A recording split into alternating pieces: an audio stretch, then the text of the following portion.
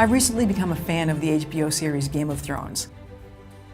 I know I'm late to the party, but thanks to the miracle of video on demand, I've been able to catch up and be both horrified and entranced as I eagerly await each week's new episode.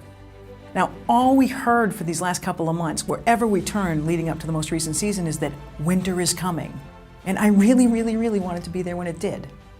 It got me thinking, what exactly do they mean by that? According to the Game of Thrones wiki, it's a phrase of warning and constant vigilance, because winter will eventually come and it will cause damage. So what does that have to do with the storage market? Well, if you look around, there are certainly signs that winter is on the way. We've seen it in the tough earnings numbers from EMC and NetApp and in the storage division of IBM. And winter in this case is really in the form of a perfect storm. It's the cloud, it's software-defined storage, it's the growth of ODM business and the rise of integrated compute platforms. So I wanted to step back and take a look at the cloud impact. I mean, just look at the AWS earnings. It's already a $9 billion business, and it's apps and storage running in the cloud. So in our 2016 Spending Intentions research, when we asked IT decision makers who are already using AWS how their Amazon adoption would impact their spending allocation with their traditional vendors. And we see a clear trend in those people diverting their spending from the traditional vendors off to Amazon. So it's cannibalizing traditional dollars. Now, IT is doing this as a cost savings measure.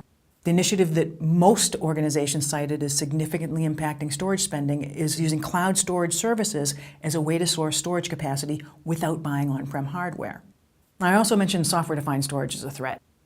In this same storage spending research, 60% of our respondents indicated a commitment to software-defined storage as a long-term strategy. To simplify management, and like cloud storage, they wanted to reduce their TCO.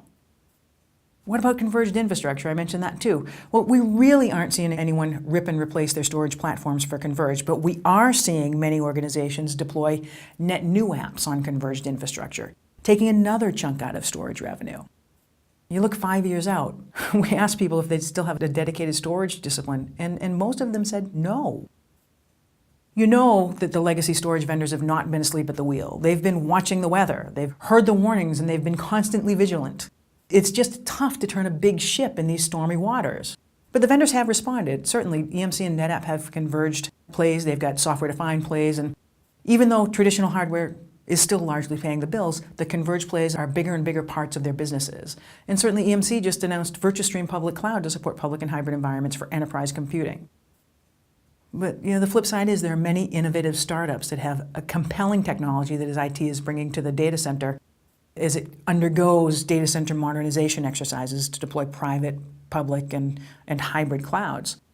The storage world will continue to evolve, but there's certainly a chill in the air. The question is how fast traditional storage vendors can evolve to meet the new set of cloudy customer requirements.